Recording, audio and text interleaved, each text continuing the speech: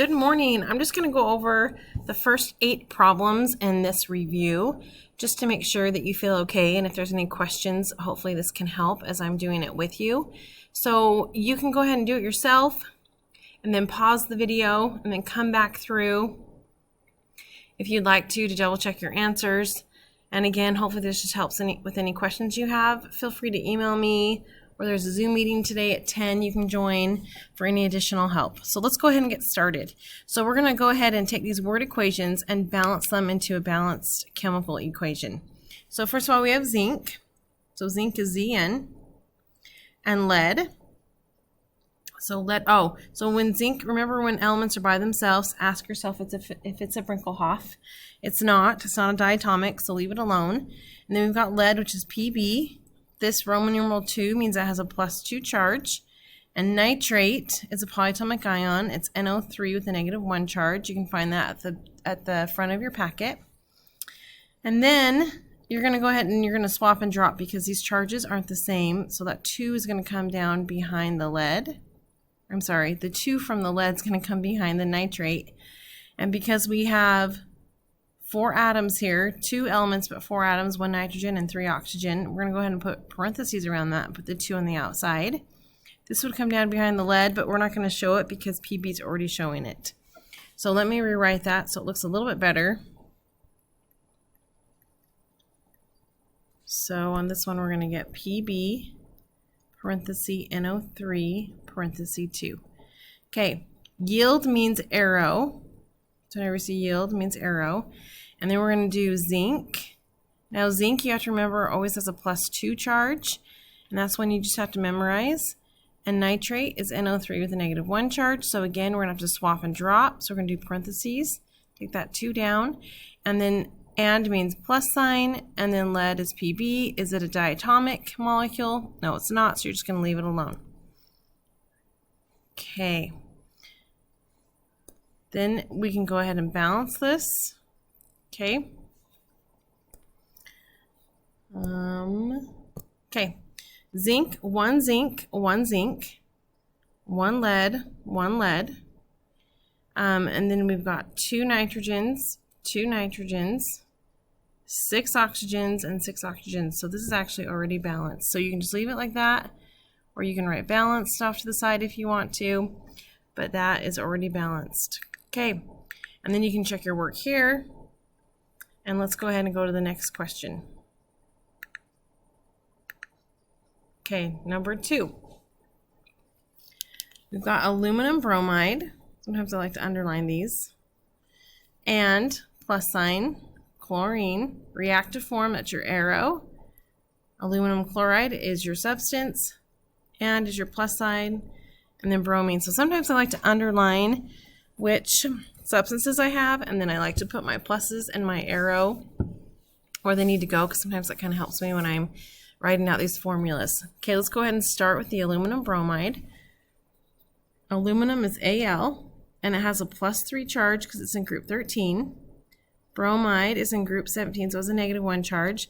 These charges right here, they don't cancel, so we're going to swap and drop, so that 3 is going to come behind the aluminum, and that 1 doesn't do anything, okay, because aluminum is already being represented by just being there. Okay, then we have chlorine. Now, it's by itself, so you have to ask yourself, is this a diatomic? And chlorine is, so you're going to have to put a 2 right there. Your arrow, and now we have aluminum again, +3, chloride here. We have a -1 charge, and so because it's in a compound, we're just looking at the charges here to determine if we have any subscripts.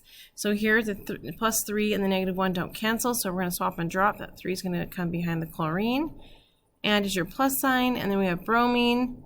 Bromine, is it a diatomic? Yes, it is. It's a Brinkelhoff.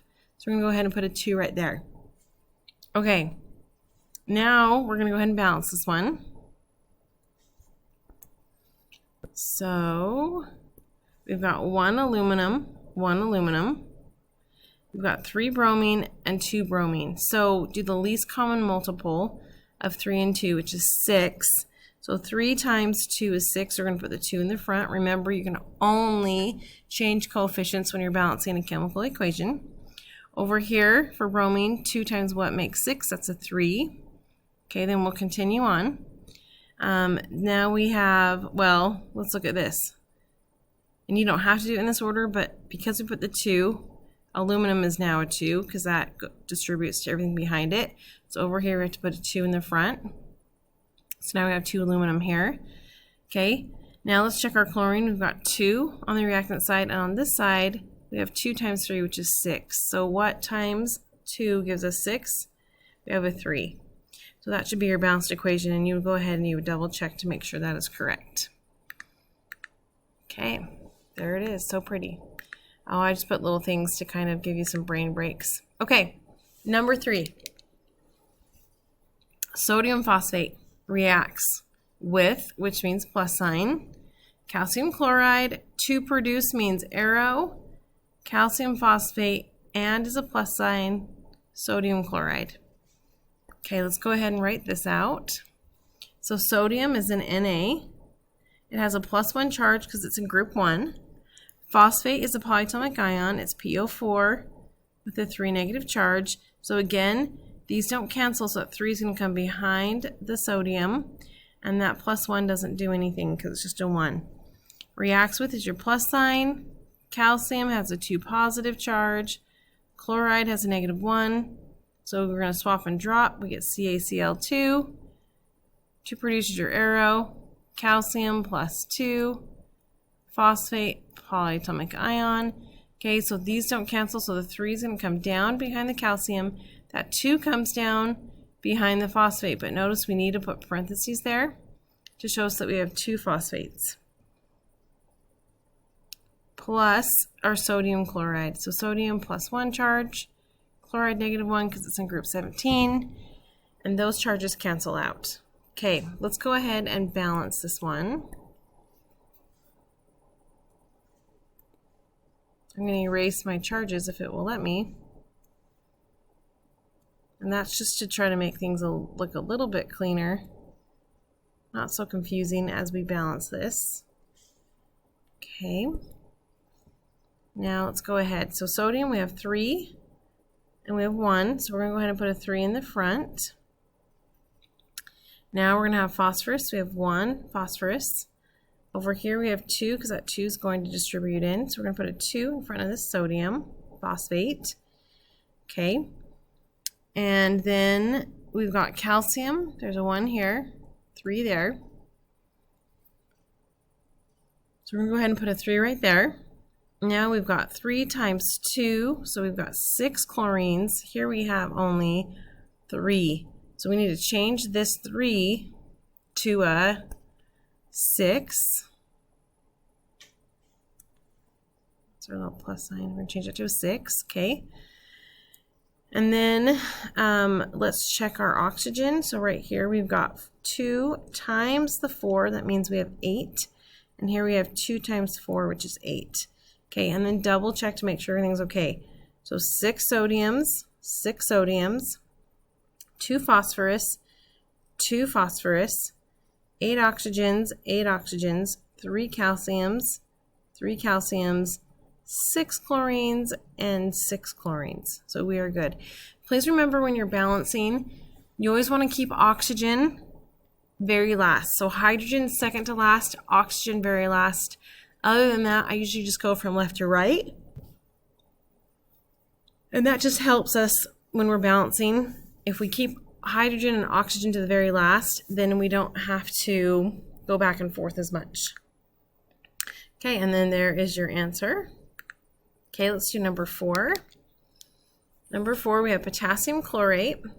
When heated, yields potassium chloride and oxygen gas. So this is just saying that we're adding heat to make this reaction go, but that yield means we have an arrow.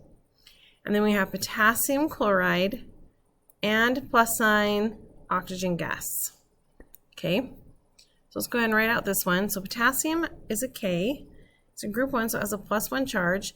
Chlorate, polyatomic ion, ClO3 with a negative charge. Your charges cancel, bloop. Okay, this yields as an arrow. Potassium again, +1. Chloride, -1 because it's in group 17. and is your plus sign.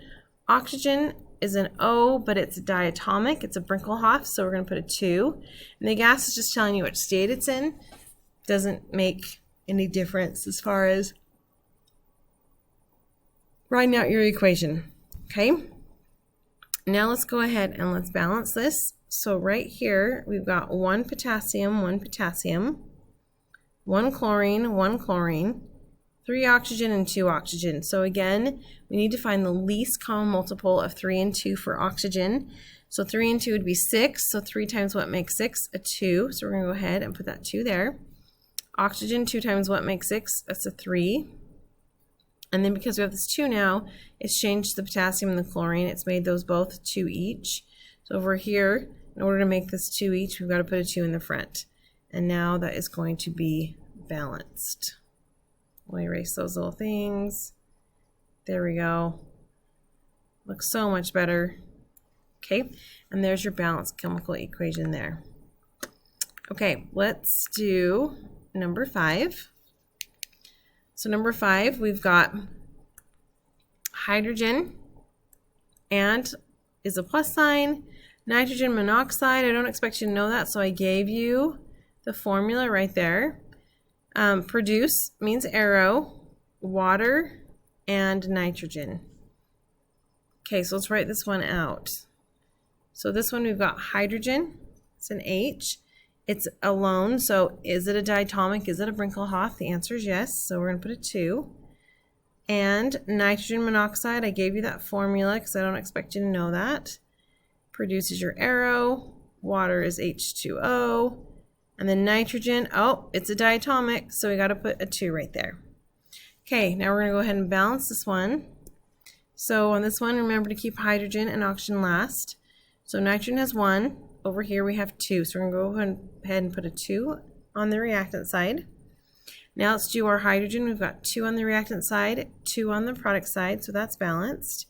And now we've got 2 oxygen on the reactant side. We only have 1 there. So on this one, we're going to go ahead and have to add a 2 to make that oxygen have a 2.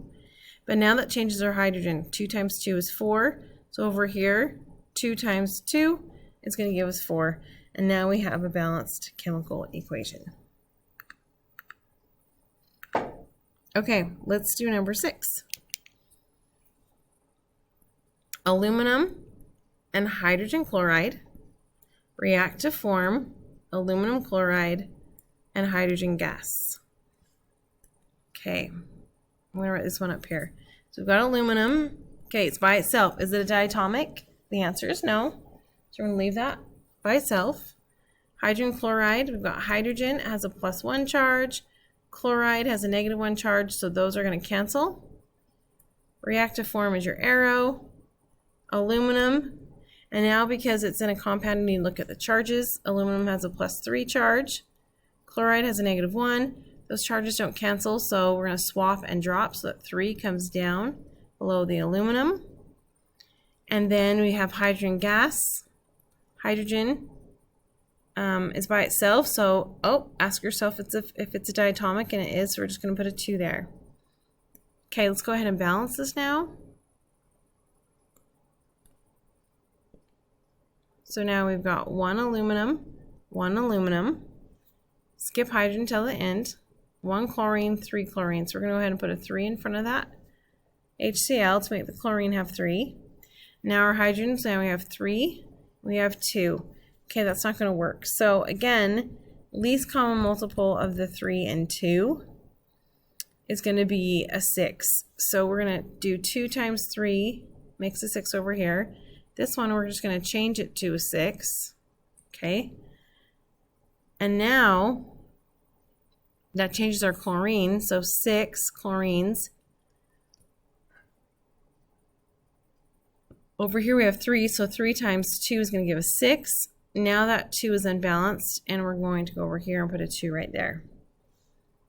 So let's double check and make sure this one's okay. We kind of went back and forth a lot. I'm going to rewrite that 6. Okay, if this doesn't work for you, make charts. Make a chart like I've shown you before. and it will help you go